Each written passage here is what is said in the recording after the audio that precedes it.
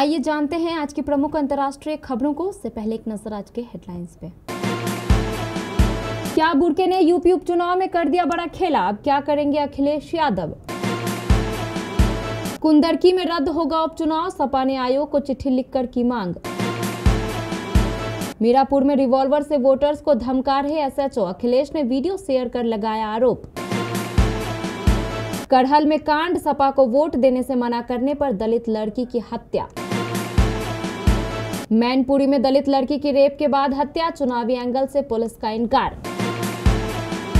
रूस की एक किंजल हाइपरसोनिक के लिए यूक्रेन को दागनी पड़ रही 32 पैट्रियट मिसाइलें, जेलेंस्की को महंगा पड़ रहा युद्ध। परमाणु हमले का खौफ, पुतिन की वार्निंग के बीच अमेरिका ने यूक्रेन में बंद किया अपना दूतावास। शेयर बाजार में उतार चढ़ाव के बीच कहां करें निवेश, जाने मोतीलाल ओसवाल की खास रणनीति। संगीत का दूसरा नाम है AR रहमान, पहले भारतीय जिन्होंने एक साल में जीते थे 2 ऑस्कर अवार्ड। और कंगारुओं के घर पर शर्मनाक है भारतीय टीम का रिकॉर्ड, आसान नहीं होगी WTC फाइनल की राह। उत्तर प्रदेश की 9 विधानसभा सीटों पर हो रहे उपचुनाव में बीजेपी हो या SP, सब बुर्का बुर्का जप रही है। ऐसा लगता है कि इस चुनाव में बुर्के की वजह से किसी की लंका लगेगी और कोई लंका फतेह करेगा। यूपी में बुर्का जीता या हारा, या तो 23 नवंबर को पता चलेगा, लेकिन यूपी के इस चुनाव ने बुर्के को राष्ट्रीय मुद्दा जरूर बना दिया है। ऐसा लग रहा है कि आने वाले कई दिनों में सभी मुद्दे पर बुर्का मुद्दा बीस पड़ेगा। हम आपको बता दें कि बीजेपी जहां बुर्के में वोट देने आ रही मुस्लिम महिलाओं को बुर्का हटाकर चेकिंग करने के पक्ष में बयान दे रही है, वहीं समाजवादी पार्टी को बुर्का और नकाब में वोट देने आ रही महिलाओं को पुलिस द्वारा चेकिंग करने पर ऐतराज है। ऐसे में आने वाले दिनों में बुर्के को लेकर राजनीतिक तापमान चरम पर पहुंच सकता है। सपा ने सोशल मीडिया पर पोस्ट लिखा, समाजवादी पार्टी के सभी नेताओं एवं कार्यकर्ताओं से अपील है कि मतदान खत्म होने बाद ईवीएम सील होने तक, उसके बाद जब तक ईवीएम स्ट्रांग रूम तक नहीं पहुंच जाता है तब तक आप उसकी निगरानी करें। मतदान खत्म होने के बाद जिस गाड़ी पर ईवीएम स्ट्रांग रूम जाता है, आप लोग उस गाड़ी के पीछे पीछे जाकर स्ट्रांग रूम तक छोड़ कर आएं। साथ ही पार्टी के पोलिंग एजेंट पीठासीन अधिकारी से फॉर्म 17 अवश्य प्राप्त करें और उसे निर्वाचन अभिकर्ता को उपलब्ध कराएं। यूपी की 9 विधानसभा सीटों पर आज उपचुनाव हो रहा है। इसी क्रम में मीरापुर सीट पर भी वोटिंग हो रही है। वोटिंग के बीच एक तस्वीर सामने आई है।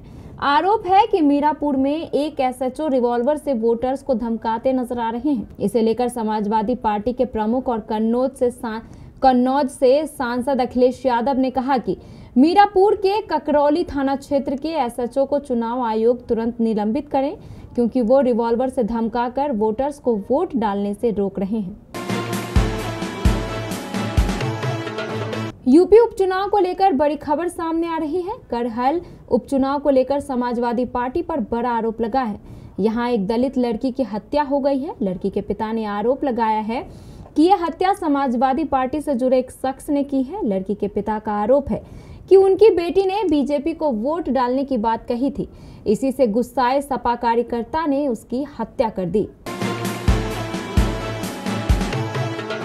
यूपी के मैनपुरी में एक दलित युवती की रेप के बाद हत्या का मामला सामने आया है। युवती का शव नग्न अवस्था में मिला है। मृतका के परिजनों का आरोप है एक दिन पूर्व ही धमकी मिली थी, अगले दिन वारदात को अंजाम दे दिया गया। उन्होंने वारदात को चुनावी रंजिश में अंजाम दिए जाने का दावा किया है, लेकिन पुलिस ने इससे इनकार किया है। फिलहाल जांच पड़ताल जारी है। 2 आरोपी गिरफ्तार कर लिए गए हैं। युवती के परिजनों का आरोप है कि चुनाव में वोट डालने को लेकर एक पक्ष के लोगों ने उन्हें धमकाया था, विरोध पर अंजाम भुगतने की धमकी दी थी। बीती 19 नवंबर को 2 लोग बाइक पर बेटी को बिठा कर ले गए थे। उन्हीं दोनों ने बेटी की हत्या कर शव को फेंक दिया। आज सुबह नग्न अवस्था में उसका शव थाना करहल इलाके में कंजरा नदी पुल के पास मिला है। मामले में SP विनोद कुमार ने कहा कि कल शाम से ही युवती लापता थी। जिन पर आरोप था उनको रात में अरेस्ट कर लिया गया था। वोट डालने के विवाद में हत्या के जो आरोप लगाए जा रहे हैं वो सही नहीं है। डेड बॉडी आज सुबह मिली है, उसे पोस्टमार्टम के लिए भेजा जा रहा है। साथ ही आगे की कार्रवाई की जा रही है।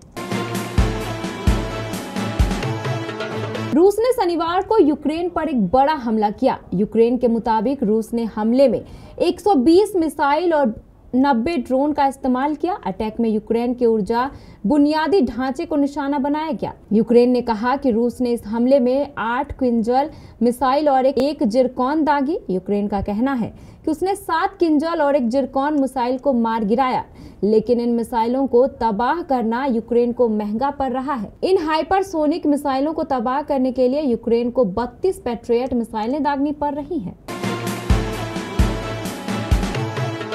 रूस के राष्ट्रपति व्लादिमीर पुतिन की वार्निंग के बाद परमाणु हमले के खौफ के बीच अमेरिका ने यूक्रेन में अपना दूतावास बंद कर दिया है। अमेरिका ने कीव में संभावित हवाई हमले में खतरे का हवाला देकर अस्थायी तौर पर दूतावास बंद किया है।